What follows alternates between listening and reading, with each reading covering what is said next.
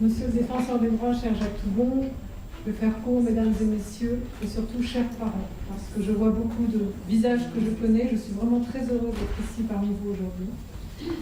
Des professionnels aussi de l'animation que je reconnais, mesdames et messieurs les élus, beaucoup d'élus aussi qui nous ont accompagnés sur ce long chemin. Je rajouterai bien quelque chose, cher Jacques, c'est il n'y a pas de vie minuscule, comme le dit notre ami Charles Gardou, et que toute vie vraiment a la même valeur, avec les mêmes accès aux droits. Je suis très heureuse d'être ici aujourd'hui pour le lancement officiel de la mission nationale Accueil des loisirs et handicap. Et je voudrais tout particulièrement remercier vraiment M. Lenoir de cet engagement de la CAF aux côtés de cette mission, parce que je pense que ça va être vraiment décisif. Alors elle doit nous permettre de sortir de quoi? Vous l'avez très bien dit, cher Jacques, du bricolage, qui est trop souvent encore de mise en matière d'accès des enfants et des jeunes en situation de handicap aux accueils de loisirs, pour consolider vraiment leur accès à l'ensemble des activités, de loisirs certes, mais vous l'avez dit aussi, sportives, culturelles, proposées par les communes. Plus de 12 ans après la loi de 2005, il est temps vraiment de sortir des expérimentations, des bonnes pratiques, pour entrer dans le droit commun. C'est comme cela qu'on va arriver vraiment à fluidifier le parcours, c'est le droit commun, d'un accueil sans discrimination de tous, à des activités dont nous savons tous à quel point elles sont déterminantes, tant pour soutenir le développement que pour construire une société inclusive que nous appelons tous de nos voeux, et j'y reviendrai. Merci, cher Jacques Toubon, pour votre appui décisif, et puis cette énergie et cette philosophie de l'acte, en plaçant cette mission nationale Accueil de loisirs et handicap sous votre haut patronage. Depuis de nombreuses années, vous assurez une vigilance toute particulière sur cette question, et votre recommandation du 30 novembre 2012 a été déterminante pour éclairer la pratique des acteurs de terrain dont je faisais partie à l'époque. Je voudrais saluer également l'investissement déterminant de la Caisse centrale de la Mutualité sociale agricole et de la Fondation de France dans cette mission. Je sais que vos premiers échanges cet après-midi ont été très riches, très forts. Vous avez commencé à vous questionner sur les conditions d'accès des jeunes en situation de handicap aux accueils de loisirs et de leur impact sur la conciliation des temps familiaux et professionnels des parents. Je sais que vous avez pu décrire certaines expérimentations assez novatrices. La première condition de l'essaimage est en effet la connaissance de ce qui existe. Et il faudra rendre beaucoup plus visible l'ensemble de ces bonnes pratiques, savoir les recenser, savoir les mettre à connaissance. Ça, c'est très important. Elles sont très nombreuses, vous en avez recensé déjà, je crois, plus de 500. Il va falloir aller plus loin. Et je sais que notre terreau d'associations d'éducation populaire, de fédération nationale, d'associations des personnes et de jeunes en situation de handicap est fertile, particulièrement quand ces réseaux sont soutenus par les pouvoirs publics. Qu'il s'agisse de services déconcentrés de l'État, les communes, les caisses d'allocation familiale ou de mutualité sociale agricole, mobilisées pour faciliter l'accès aux accueils de loisirs. J'ai d'ailleurs rappelé récemment, lors de notre rencontre nationale aux directions régionales et départementales de la jeunesse et des sports et de la cohésion sociale, que je comptais sur elles pour appuyer ces initiatives, et elles sont nombreuses. Que ce soit dans le domaine de l'accès aux loisirs, bien évidemment, mais dans le cadre de l'accès aux formations, du secteur de l'animation et de l'accès des jeunes en situation de handicap aux différentes formes d'engagement dans l'animation, dans le cadre aussi des services civiques. Je veux d'ailleurs à nouveau les saluer pour leur mobilisation dans de nombreux départements. Il faut vraiment s'appuyer sur cette force vive de la nation, les services civiques. Mais la généralisation suppose l'évaluation. Ce qui existe et des leviers qui ont permis à ces projets. Ce sera pour une phase importante de la mission qui s'initie pour 16 mois. Évaluer les projets, deuxième condition de la généralisation sur lesquels nos politiques publiques butent encore trop souvent. Nous n'arrivons pas à essaimer, c'est un fait. Nous restons trop souvent en expérimentation. Il va falloir qu'on y arrive si on veut justement fluidifier le parcours de façon équitable sur tout le territoire. Ces initiatives recensées, évaluées, mais aussi vous vous y attacherez, confrontés aux besoins et attentes des parents et mobilisés. Voilà tout l'investissement méthodologique. Ça ne sert à rien de faire des politiques publiques qui ne remplissent pas les besoins des attentes et des personnes en situation de handicap, de leurs familles et des enfants. Nous pouvons compter sur vous, cher Laurent Thomas, pour réussir ce défi. Vous faites avec d'autres partie des pionniers qui, par la qualité des projets que vous avez proposés au pouvoir public, ont fait progresser positivement et notoirement l'accès aux loisirs. Le réseau des CAF et des MSA, en lien avec les communes et l'appui des directeurs départementaux de la cohésion sociale se sont positionnés ici comme de véritables laboratoires d'expérimentation sociale de qualité et révélateurs de talent. Je n'ai pas besoin de citer beaucoup de réseaux qui se sont construits, réseau loisirs handicap, mais j'ai quand même envie d'en citer un, celui du 92, que j'ai vraiment créé avec beaucoup d'acteurs ici présents, et j'en vois, qui a été cité comme bonne pratique, vraiment. Donc je pense que nous avons toutes les énergies sur les territoires pour réussir. Le soutien aux parents est au cœur de la politique, de ma politique du handicap. C'est là le deuxième point sur lequel je veux m'arrêter. Je sais que vous avez, M. Claude Martin, titulaire donc, de la chaire Enfance, Bien-être et Parentalité, soulevé beaucoup déjà de points sur lesquels on peut s'appuyer, et je ne reviendrai pas là-dessus, mais beaucoup de données d'enquête montrent que le handicap bouleverse la vie quotidienne, ça vous le savez tous, arrêt de travail, surtout des mères, cause de divorce, isolement de la personne, on le sait. Donc, le soutien aux parents d'enfants en situation de handicap reste à l'évidence amélioré. Il passe bien sûr par l'amélioration de l'accès à la scolarisation pour permettre justement une fluidité du temps professionnel pour les parents. Mais il permettre aussi aux enfants d'accéder à des activités en dehors du domicile, aux accueils de loisirs en particulier, pour ceux qui sont parfois éloignés même parce qu'ils sont en établissements médico-sociaux, éloignés même de leur cité, de leur proximité. Ça, c'est très important. C'est donc en lien avec l'axe d'intervention prioritaire de ma feuille de route constituée par le soutien aux parents et aux aidants que je suivrai avec beaucoup d'attention l'ensemble de cette mission. Mon cabinet, et notamment mon conseiller enfance-famille, Patrice Fondin, ici présent, connaît particulièrement bien ces sujets et il participera de près au comité de pilotage de ce projet. C'est pour faire progresser cette situation qu'avec Agnès Buzyn, ministre des Solidarités et de la Santé, nous avons saisi le Haut Conseil de la Famille, de l'Enfance et de l'Âge afin qu'il dresse aussi un état des lieux sur les évolutions récentes en matière d'inclusion d'enfants en situation de handicap dans les modes d'accueil des jeunes enfants, école préélémentaire, ça serait tout à fait complémentaire avec votre mission. Et ce Haut Conseil remettra son rapport au premier trimestre de 2018, qui nous permettra d'éclairer aussi vos travaux. L'inclusion et le changement de regard.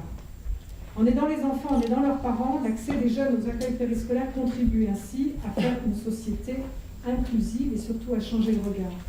C'est là l'ambition que le gouvernement tout entier porte et auquel le président de la République et le Premier ministre m'ont fait l'honneur de me nommer en matière de handicap, me confier cette mission en plaçant le secrétariat d'État auprès du Premier ministre pour bien marquer la transversalité de cette politique.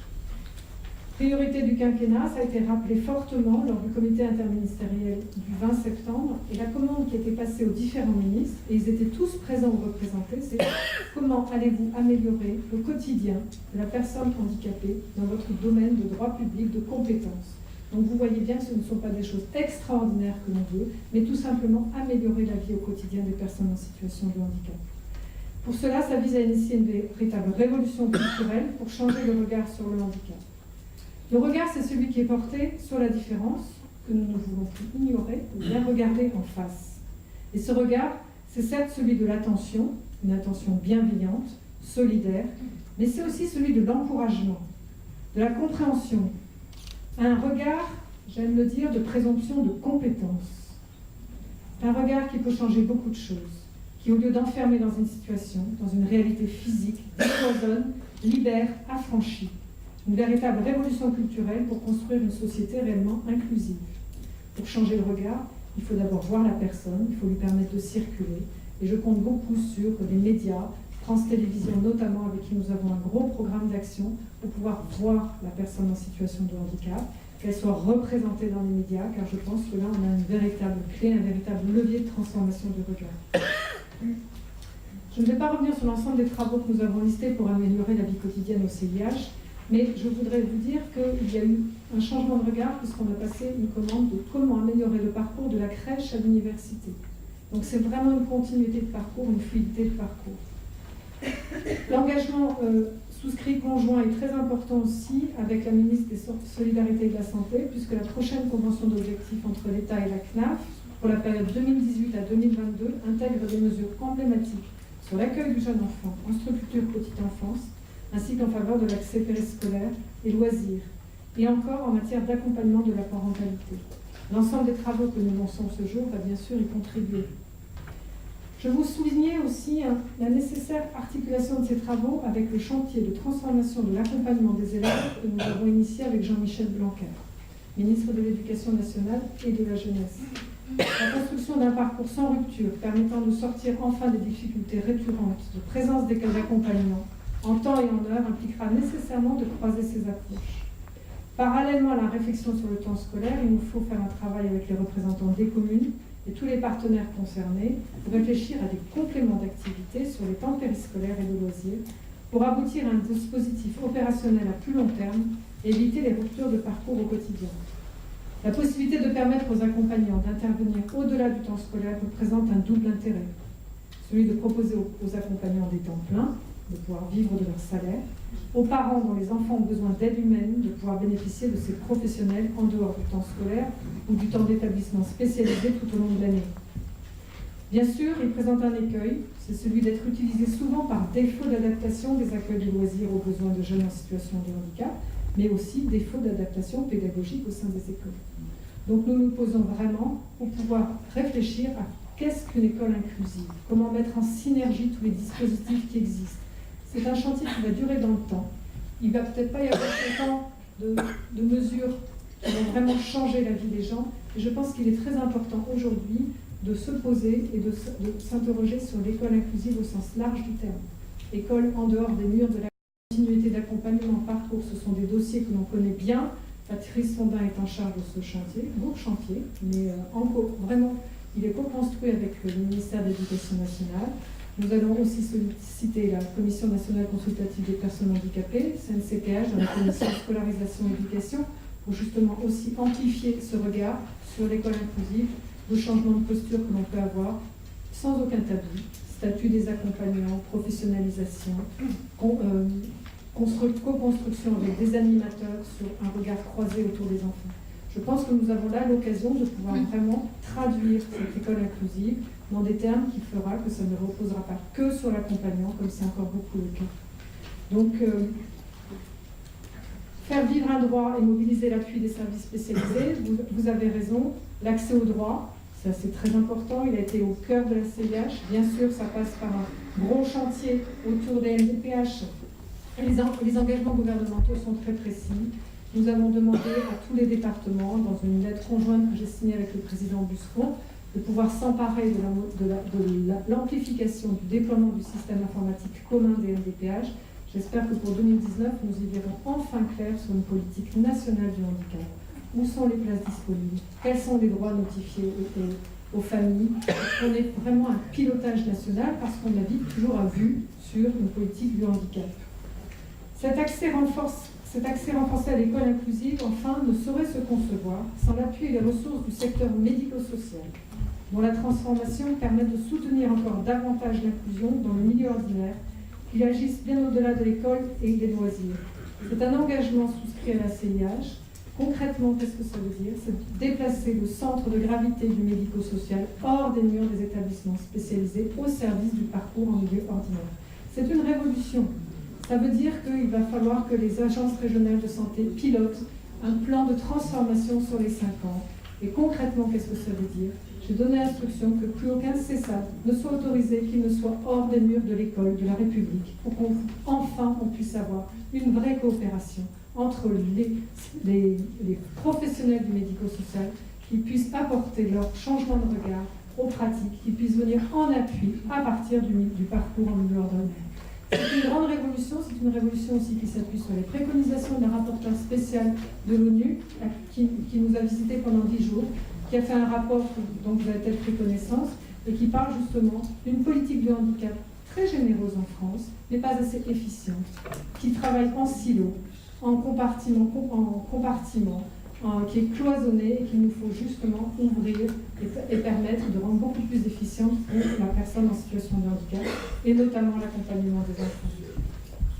Tous ces chantiers ont un point commun, celui d'impliquer une mobilisation collective et donc de rompre avec les fonctionnements en silo.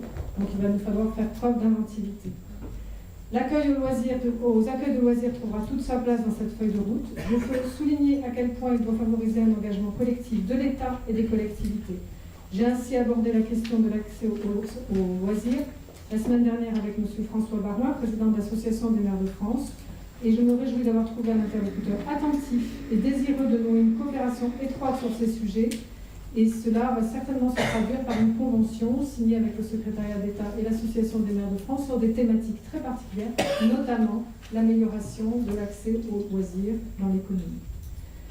Je voudrais donc conclure sur la prochaine convention d'objectifs. Nous l'avons vu avec la CNAF, mais surtout que la question de l'accès aux accueils de loisirs devra trouver bien évidemment toute sa place à côté de l'accès aux accueils de la petite enfance. Vous l'avez dit tout à l'heure, une société inclusive, ça démarre encore plus jeune, ça démarre dès la crèche. Et nous avons beaucoup d'ambition pour l'accueil dans le droit commun, dans les crèches. Donc, ça passe par la formation. Il va falloir vraiment que nous travaillions sur la formation des professionnels, depuis le plus jeune âge jusqu'à encore plus loin.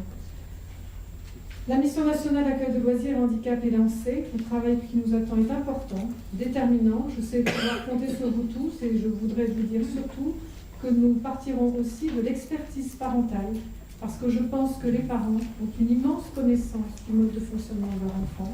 Et si nous renouons bien le dialogue entre famille et professionnels d'accueil, nous pourrons gagner beaucoup de temps, notamment éviter beaucoup de recours à des accompagnants, puisque justement, l'expertise parentale pouvant s'exprimer, pouvant exprimer les adaptations que les parents ont su mettre en place auprès de leur enfant, nous permettra de gagner beaucoup de temps et de travailler dans le droit commun dans une société inclusive qui fait toute sa place à la personne et à l'expertise parentale. Voilà, donc je suis déterminée, comme vous le savez, pour accompagner ce chantier, vous pouvez compter sur moi.